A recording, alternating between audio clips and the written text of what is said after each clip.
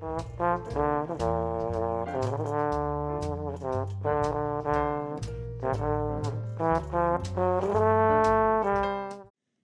I'm Keith Hilson with the Schmidt Music Trombone Shop, back with another instrument review for you. And today I've got another one of the classic marching trombone FLUGABONE designs out there, specifically the old O-21 marching trombone slash FLUGABONE. There's a little bit of nomenclature there that we can talk about later, but I've talked about the FLUGABONE a handful of times on this channel here, and it's been really gratifying to see all of the great responses that I've had about that. I've featured a few different models, the King 1130 FLUGABONE. We've looked at actually our own Lake City model here, but I haven't had a chance to put hands on one of the other classic designs, the old O-21 marching trombone until now.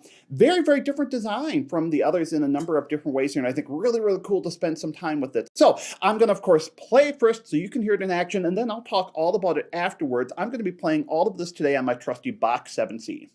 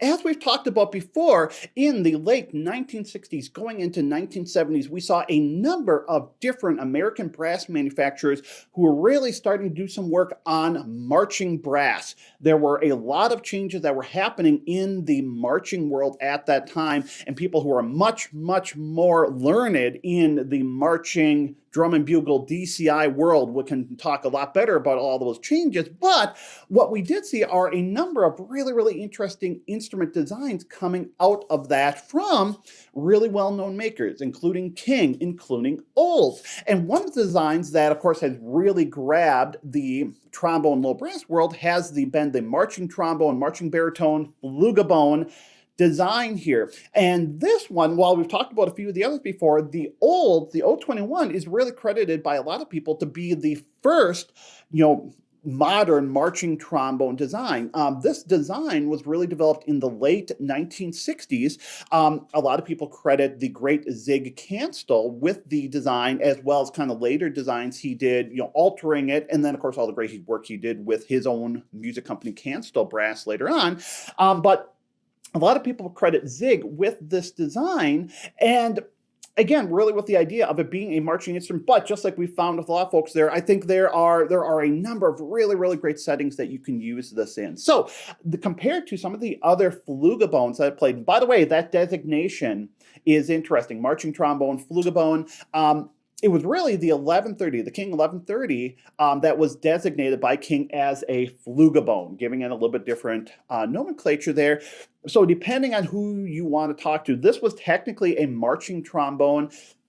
I think that area is really nebulous, especially in that time frame. I mean, later on, as we saw some designs change, I think it's very obvious. You can see, okay, especially the modern versions, yes, we clearly have marching trombones, baritones, marching euphoniums. There's a real distinction there. But during this time in the 60s and the 70s, even going to early 80s, it was a little more nebulous. And so I think it's very fair to include a lot of these different designs under the FLUGABONE category with it. So the old O-21 here features, obviously, all yellow brass construction.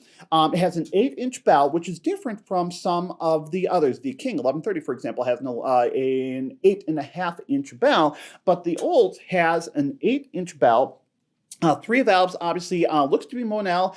They are bottom sprung versus top. Now, for those of you in the slide world who aren't really familiar with what that means, that just means that the springs are in the bottom, like with modern euphoniums, tubas, valve setups, versus having the spring on the top of the valve itself, as we see with trumpets today, as we see, for example, with the King 1130 FLUGABONE as well there. So we have the bottom sprung valves. What does that really do for us? Well, I'll talk about that in a minute here. But, couple of 2 water keys versus the King having 3 water keys. A little bit different tuning slide placement, which means there's a couple of advantages and a couple maybe disadvantages depending on who you talk to with it. But one of the things that really catches my eye is how much more compact it is. And I've seen that in a lot of the forums, people who are talking about this design. That's one of the things they really comment on, is that it is a more compact design overall. A really great travel horn. And don't get me wrong, I love my King. I love the Lake City for that. But there is a certain attractiveness. It almost feels a little bit like the comparison of trumpet versus cornet, where you pick up a cornet, it's like, oh boy, this is just, it's a little bit lighter. It feels a little more compact. So I think there is something to that. And there's a little bit difference with the feedback there. And one of the other really interesting things with this design is that it is a 515 bore compared to the King, for example, which is a 500, our Lake City, which is a 490. The 515 is a little bit different experience with that. And by the way, that bore size, I love that. That was very much an Olds Reynolds thing. There are a number of different models. I've Reynolds Contempora trombones. A number of them had 515 bores, which is, again, very frankly kind of odd for us nowadays. But it is kind of a nice in-between point with it. And again, it's one of those little pieces of history that I really, really enjoy as well here. So what does the O-21 play like? My initial experience with this was, boy, I'm not sure. It felt the response wasn't quite what I was expecting it to be, especially compared to some of the other FLUGABONE designs out there.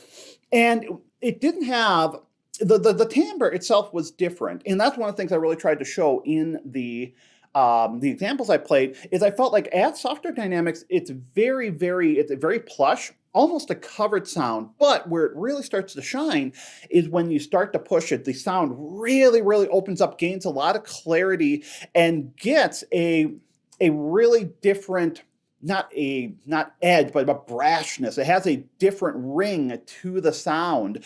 That, again, I can see this making a really great marching instrument.